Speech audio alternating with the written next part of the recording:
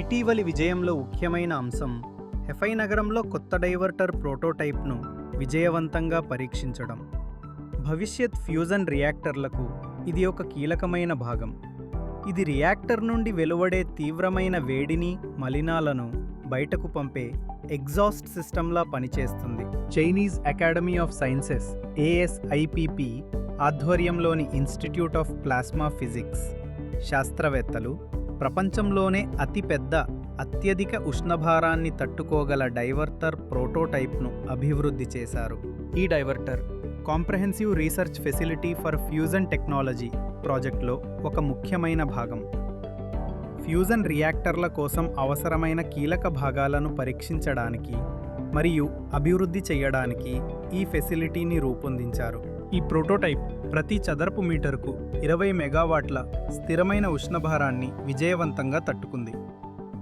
టంగ్స్టన్ను ఉపయోగించి రూపొందించిన దీని ఫ్లాట్ ప్లేట్ డిజైన్ ఆ తీవ్రమైన వేడిని కూడా విచ్ఛిన్నం కాకుండా తట్టుకోవడానికి సహాయపడుతుంది.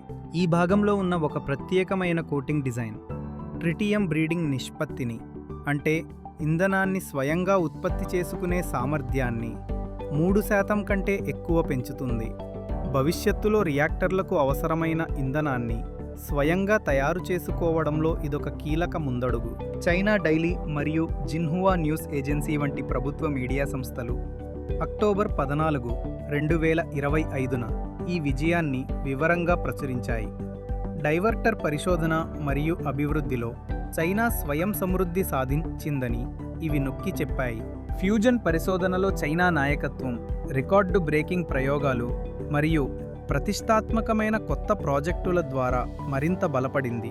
చైనా యొక్క కృత్రిమ సూర్యుడుగా పిలువబడే experimental advanced superconducting tokamak EAST అధిక సాంద్రత కలిగిన ప్లాస్మాను 1606 సెకన్ల పాటు దాదాపు 18 నిమిషాలు నిలకడగా కొనసాగించి ప్రపంచ రికార్డు సృష్టించింది. 2025 ప్రారంభంలో ప్రకటించిన ఈ విజయం దాని మునుపటి 403 సెకన్ల రికార్డు కంటే రెట్టింపు కంటే ఎక్కువ. స్థిరమైన ప్లాస్మాను ఎక్కువసేపు నిర్వహించడంలో ఇదొక కీలక మైలురాయి.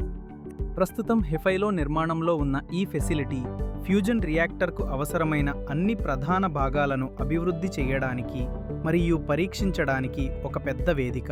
చైనా హెఫైలో burning plasma experimental superconducting tokamak BESTను కూడా నిర్మిస్తోంది. ఇది ప్రపంచంలోనే మొట్టమొదటిసారిగా నికర శక్తి లాభాన్ని, నెట్ ఎనర్జీ గెయిన్ సాధించడం ద్వారా ఫ్యూజన్ విద్యుత్ ఉత్పత్తిని ప్రదర్శించాలని లక్ష్యంగా పెట్టుకుంది. దీని నిర్మాణం 2027 నాటికి పూర్తవుతుందని అంచనా. ఈ ఫ్యూజన్ ప్రాజెక్టుల ద్వారా అభివృద్ధి చేయబడిన టెక్నాలజీలకు ఏరోస్పేస్, అధునాతన వైద్య పరికరాలు, ఇండస్ట్రియల్ ఎలక్ట్రానిక్స్ మరియు కొత్త తరం ఎలక్ట్రిక్ వాహనాల వంటి ఇతర హైటెక్ రంగాలలో కూడా గణనీయమైన ప్రయోజనాలు ఉన్నాయి.